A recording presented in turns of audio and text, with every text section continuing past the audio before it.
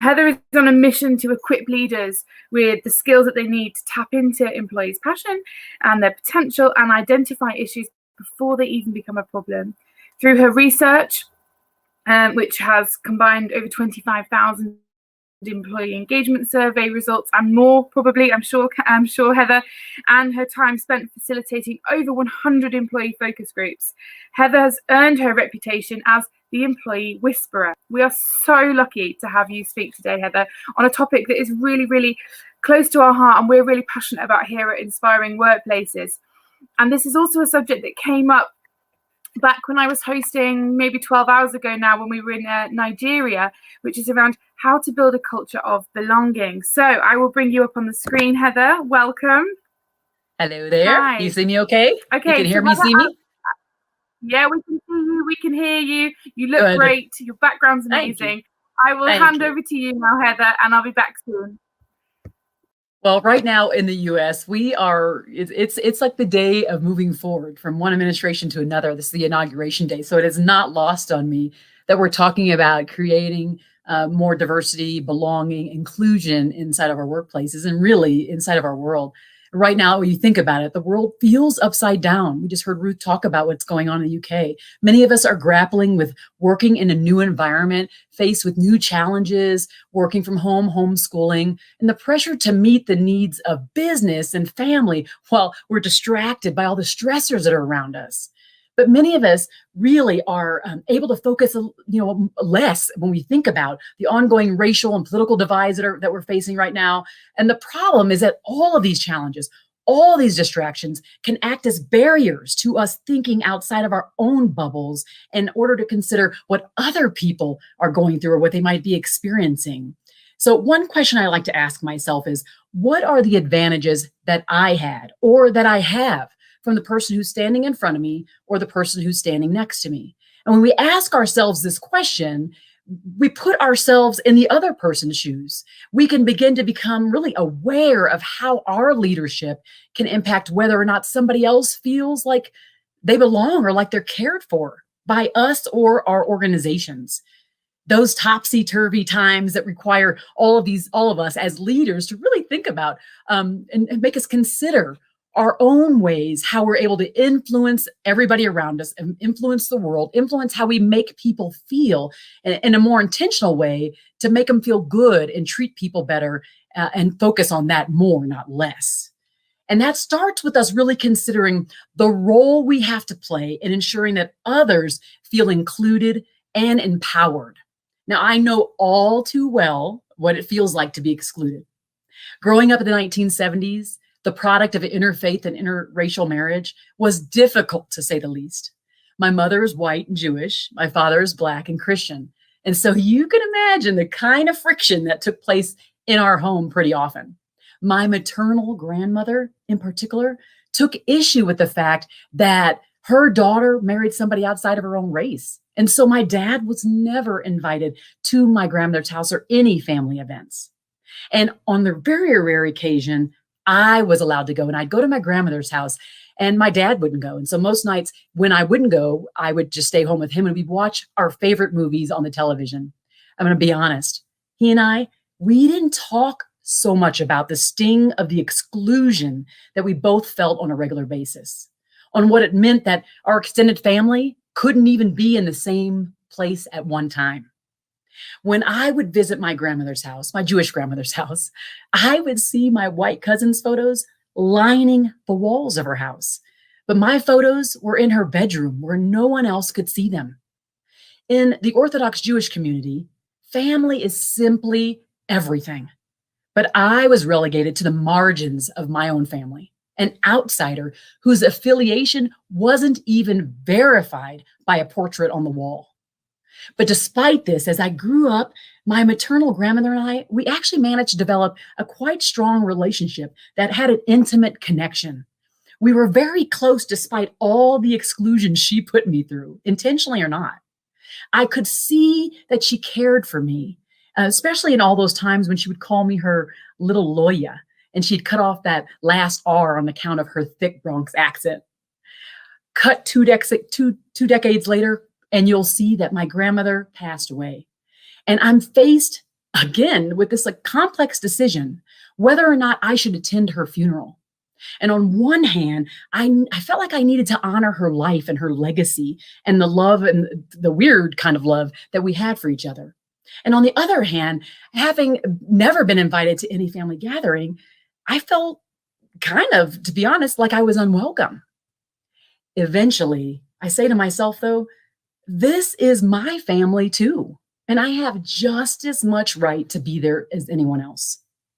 So here I am, 36 years of age at that time, attending my first large scale family event in my life. And I enter this funeral home and I inevitably hear whispers and side comments. And I can feel their eyes kind of burning a hole in my arm, sending me the message almost that you don't belong here.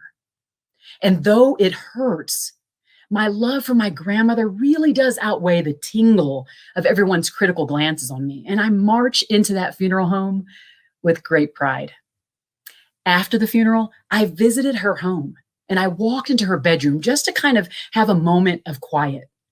And to my surprise, I discovered several photographs of myself lining her mirror, all the way back to where I was like 5 years old and past where I had gone to law school. And you know what else I noticed? My cousin's photos were nowhere to be seen there.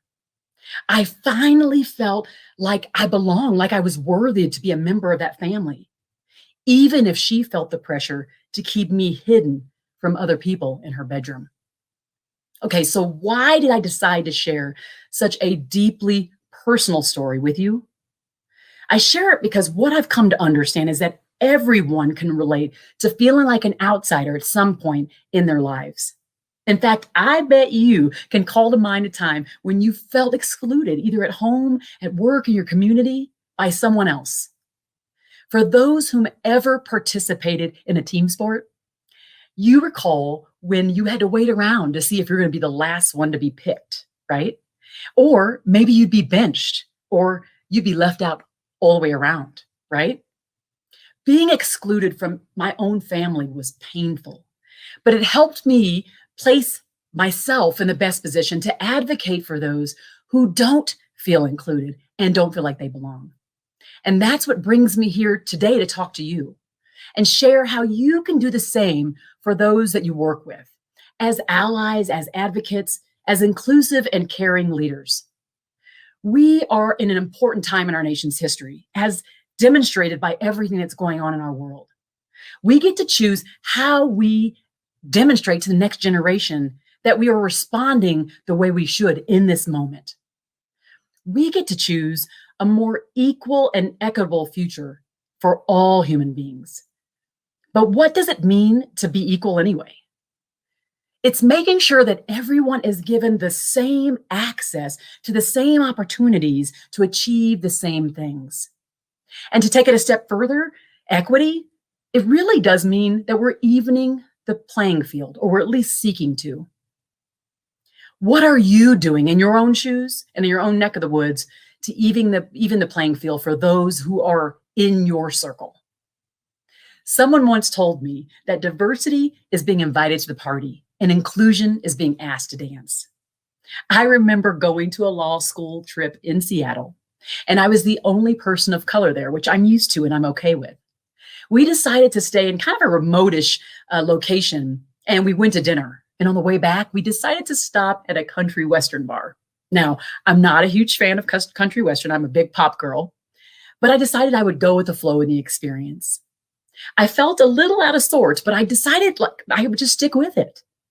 Then all of a sudden, a gentleman walked over and asked me to dance. No one else in my group was asked to dance. I was thrilled to be asked. Now, this is an example of an actual dance floor. But I can tell you that there are so many ways that we can all ask people to dance without any music even going on. So I want you to determine for yourself as you're listening to me, what are some barriers to you being more inclusive and helping others get on that dance floor? For those who have heard of Maslow's hierarchy of needs, you know that there are 5 levels that stack up on a pyramid. And the basic level is really this idea of needs for food, water, shelter. And then that next level is really safety, security, health, and employment. And then that third level, that's where we're at right now. We're looking at love and belonging. And in order for us to move up to that last one, the very tip of the pyramid, self-actualization, we have to go through all the other levels. And so we have to reach a point where we feel like we're loved and like we belong somewhere. So here's the thing. None of us can move up there until we've actually gone through all the other levels. If we don't feel love and belonging, we cannot be all we want to be, which is what self-actualization is. We aren't able to determine or to reveal the best of ourselves if we can't get there. So we all want to be able to grasp on relationships and friendships that make us feel like we belong. It is innate in us to want and to need this, and there's no way around it. It is possible at work. So here's the thing. Despite the title you hold, you have a choice how you show up.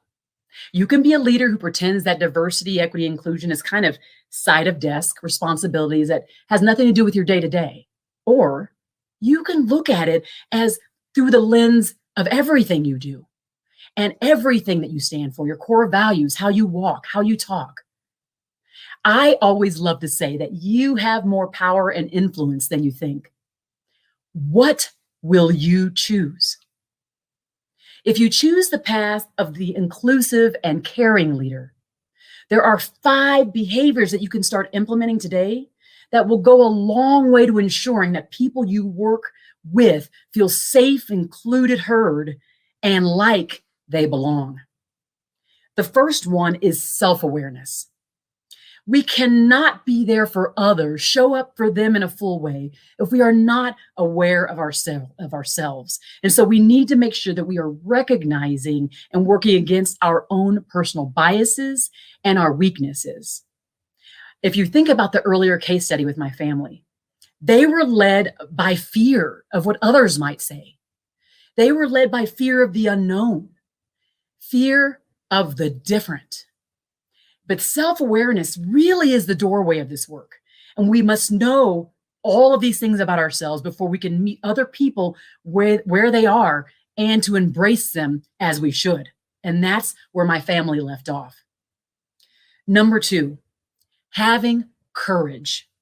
Having courage basically not to go along and get along. Really to realize that people are humans and individuals and not to lump them into one place. We stand in our ground and do what we feel is right. So maybe inviting people in whom others never will. That could be your role. Okay, I'm one of the very many people who is watching this Cobra Kai Netflix series. I'm kind of binge watching it. Let me just admit that. It's like every night, 4 or 5 episodes. This is a spinoff of the Karate Kid series, the movies from the 80s. The foundation of that story really is about not feeling good enough and not feeling included or like we belong to any one group. Our sense of self-love stops us from being more. And so we are searching for that sense of authentic relationships of care and concern. Number 3, empathy. Putting ourselves in the other people's shoes to understand their situation. This was a big part that was missing with my family. They considered all the outside views, but they never considered how I felt. We can be more empathetic, which will produce a deeper sense of being understood and of belonging. Number 4, compassion. Compassion really is the action behind the empathy we may be feeling for someone.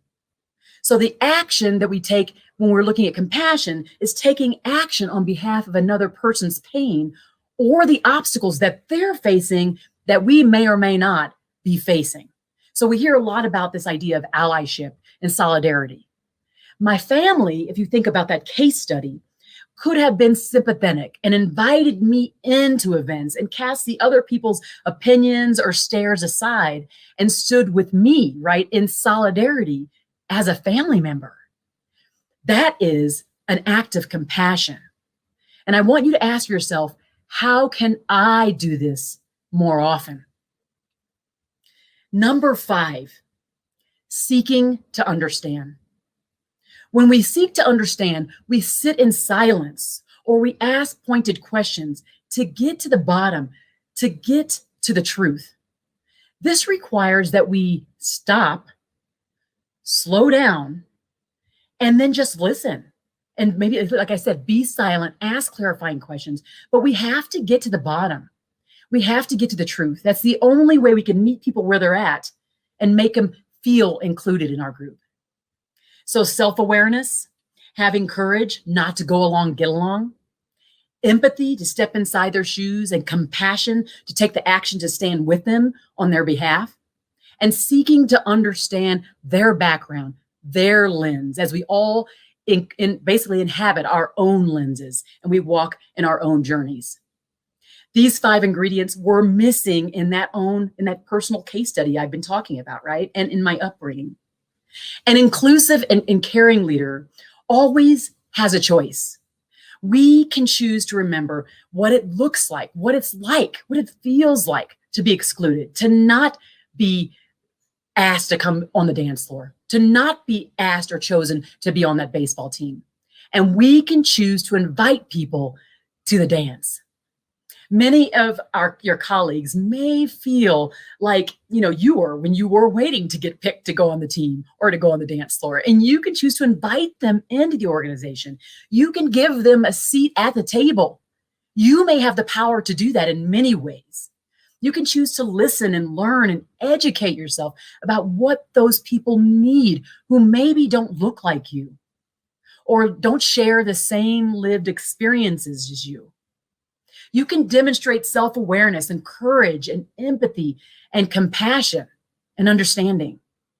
You can be the catalyst for change in your small corner of the world.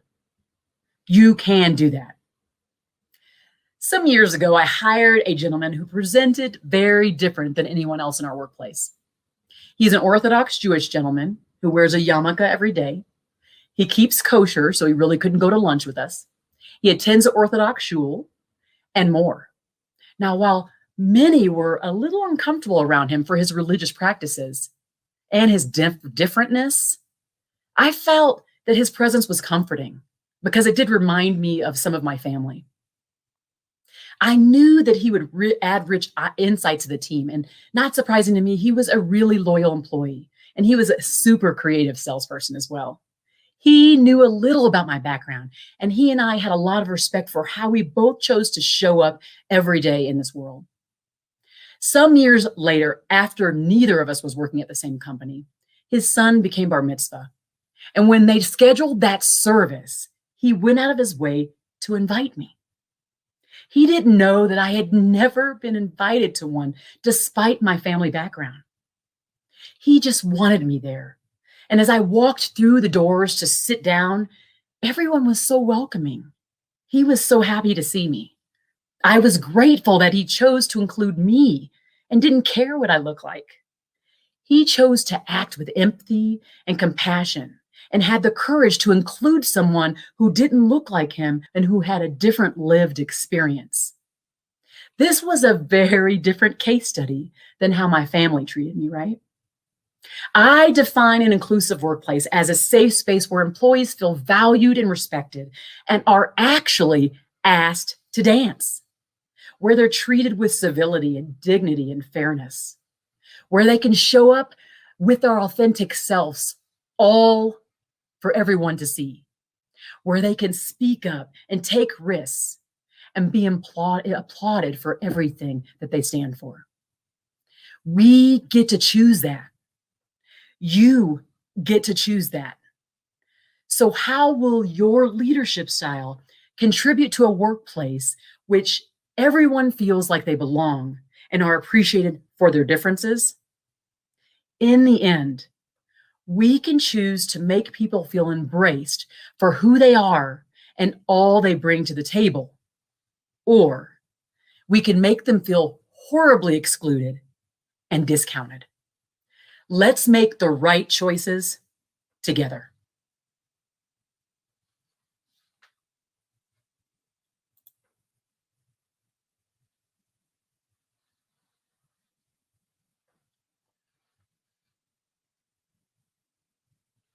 I can't hear you, Ruth. Sorry. If anyone noticed, I just moved locations. I did see that. I just moved 2 stories down in my house. Did a baby wake up? And none of the babies woke up, but we do have quite a big storm going on where I am in the south of the UK right now, and it was really loud where I was, and it was affecting internet. So I came down, but I did it so quickly and quietly and covertly because I was so gripped by what you were saying. And you know what, Heather? I know I wasn't the only one. We've been seeing comments in our Slack community, and I've even been having text messages from people I know who are watching you right now who are utterly captivated. And I'm not surprised. You were incredibly inspiring, energetic, and the way in which you've just told that amazing story has really got us to think differently. And if that doesn't inspire change, I don't know what will. So thank you so much, Heather. I do have a question for you, actually, from one of our audience members who is watching you right now.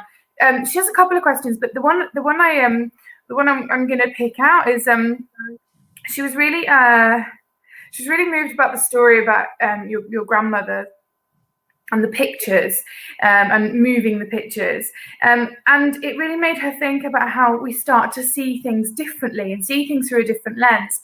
How do you suggest we go about spreading that way of thinking? It's interesting. I find myself even now in the United States with so much divisiveness. There's them, there's us, there's this, there's that, and there's really never an us. And I think the way to do it is to have an us mentality. It really is. My family didn't have an us mentality, or if they did, the us didn't include me. And so for me to say there's an us mentality means I include everyone. And if I have this kind of innate service philosophy, and I used to do it, be a customer experience, but I have this focus on serving. And so when people come to me, I don't care who they are, I don't care where they come from. If they need me, I'm there for them, right? And so I think to that extent, I have just a really open, inclusive, service-focused way of showing up. And if you kind of just make a commitment to being that way, then it makes it easier for you to do the things you just asked me about. Thank you, Heather. I'm going to just bring Matt in now. Oh, there he is. Hi, Matt. Welcome back. Hi, Matt. Hello. I just wanted to say we've spared no expense in lockdown. We've just gone through 24 hours. I have a whole bag of them here. This is water, but okay. There's no champagne here, but okay. They're spared no expense in lockdown. It's 24 hours. I can't think of a better person to share that moment with, Heather. You're absolutely inspiring, as Ruth says. So thank you so much. Thank you for having me. And what a way to go through the 24 hours as well. Absolutely. So thank you. Definitely. Absolutely. Do you have any other questions from anyone else? Is there anything else that's on the top of your mind about? I'd be happy to answer anything. I don't see any live comments or any live chat. But I don't believe so, but I do believe if I haven't missed it, you've got a book coming out very soon, haven't you? I do. I do.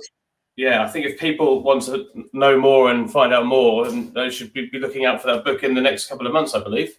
Yeah, so April 13th, or it might be a little earlier, but in April it launches, and it's called The Art of Caring Leadership.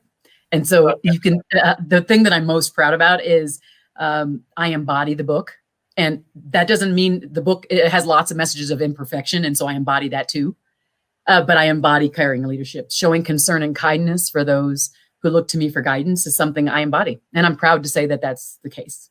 Fantastic. Well, forever grateful to have somebody just of your stature and brilliance gracing the Inspirathon. We have 2 speakers to go, and so thank you so much. Have a great rest of the day on an historic day in your country, and take care. Thank you. Be well.